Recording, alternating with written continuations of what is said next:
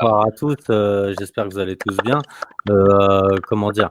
Je vais compléter, oui, justement, ce que vient de dire Alan Duke. Déjà, je suis surpris par le nombre d'intervenants qu'il y a eu ce soir et le fait que, nous soyons au cœur d'un plan, au cœur d'un scénario n'a été abordé que 2 fois. Après, j'ai manqué une partie d'émission, c'était avec les médecins, donc je ne sais pas clairement de quoi ils ont parlé.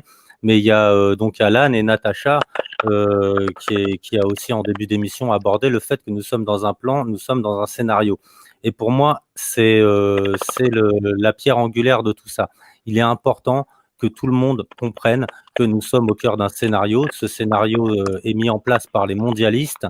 Leur objectif, c'est de nous amener au nouvel ordre mondial. Et donc, je vais compléter ce qu'a dit Alan. Il y a une fois qu'on s'intéresse justement au mondialisme et au nouvel ordre mondial, on comprend vers où on va. Voilà, c'est comme un magicien qui vous fera un tour de magie sous les yeux. Si vous connaissez pas le truc, vous vous dites c'est formidable, c'est de la magie. Mais si, si vous connaissez le truc, eh bien, vous ne tombez pas dans le panneau.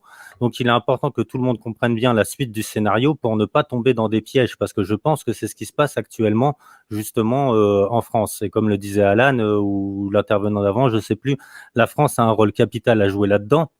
Oui, un rôle capital, mais ne sommes-nous pas en train d'être instrumentalisés à nouveau? Je m'explique.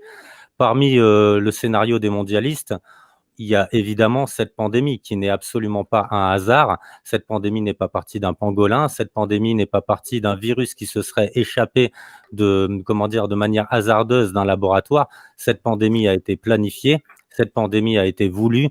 Et cette pandémie, pour comprendre ce qui se passe derrière dans le scénario, il faut penser en termes de cause et d'effet. Donc l'effet de cette pandémie va justement vers la vaccination. La vaccination, ce qu'ils appellent, en tout cas, eux, la vaccination, on est bien d'accord, ce n'est pas un vaccin.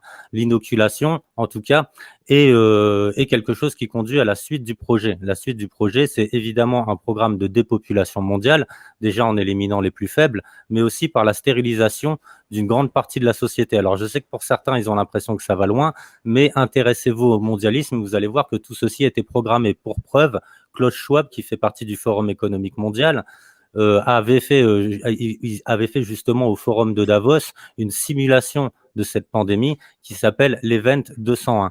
Dans la suite du scénario de ces mondialistes, j'essaye de faire le plus synthétique possible, hein, mais je vais essayer d'aller jusqu'au bout. Je vais essayer d'être rapide aussi.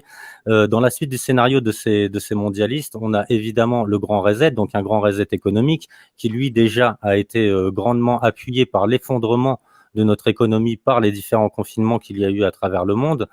Et aussi, il y a ce programme de cyberattaque qui, pour moi, justement, sera comment dire, le point d'honneur de l'effondrement de notre économie qui doit être déclenché. Et là aussi, la cyberattaque a eu une répétition par le Forum économique mondial, une fois encore, qui s'appelle Cyberpolygone. Et là où je veux en venir vraiment, quand je parle de ne pas tomber dans les pièges, c'est tout simplement que parmi le programme des mondialistes, les mondialistes veulent aussi gérer des grands blocs. Et parmi ces grands blocs, il doit y avoir l'Europe. Et aujourd'hui, l'Europe n'est pas comme ils le souhaitent. L'Europe a encore des gouvernements nationaux.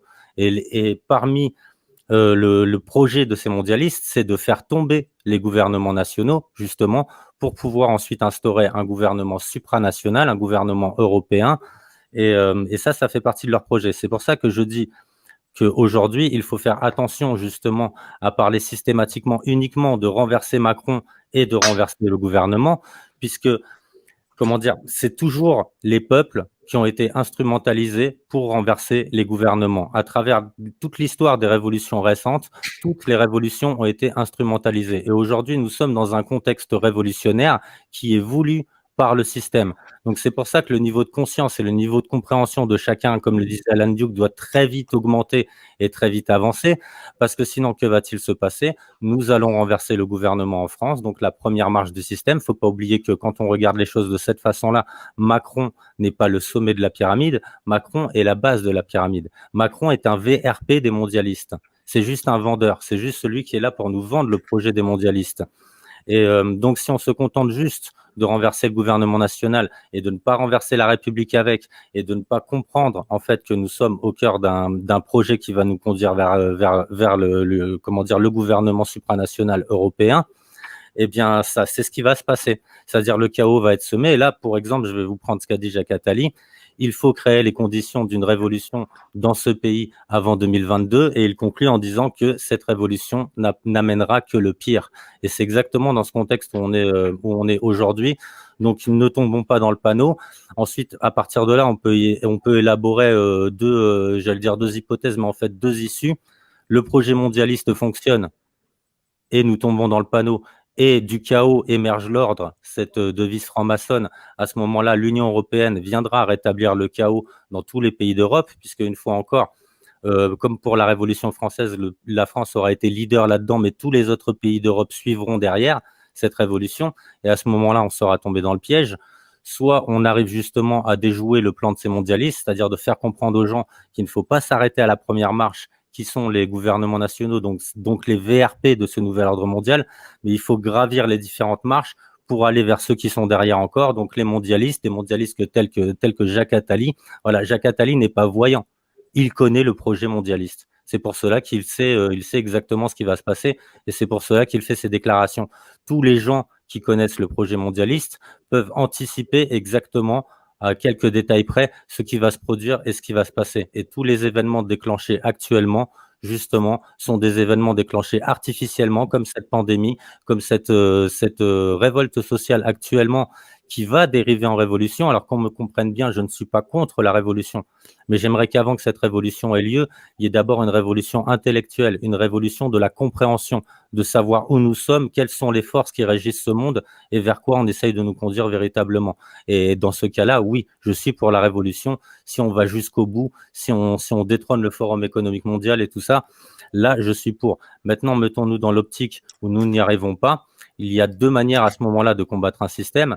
La première manière, c'est de le combattre frontalement, comme ce qui va être fait par cette révolution. Et la seconde manière, c'est de l'ignorer, tourner le dos au système et le rendre obsolète et le laisser s'effondrer de lui-même. C'est pour ça que sur ma chaîne, qui s'appelle donc Radio Loudi sur YouTube et Lou Divergence sur des lives, j'invite les gens surtout à s'orienter dès maintenant dans l'optique où nous perdions cette bataille ou cette guerre vers l'autonomie. Et il n'y a que comme ça qu'on peut retrouver sa liberté, c'est de redétacher petit à petit toutes les chaînes par lesquelles le système nous tient, qui sont l'énergie, l'alimentation, tout simplement le système bancaire, le monde médical tel qu'il est construit aujourd'hui.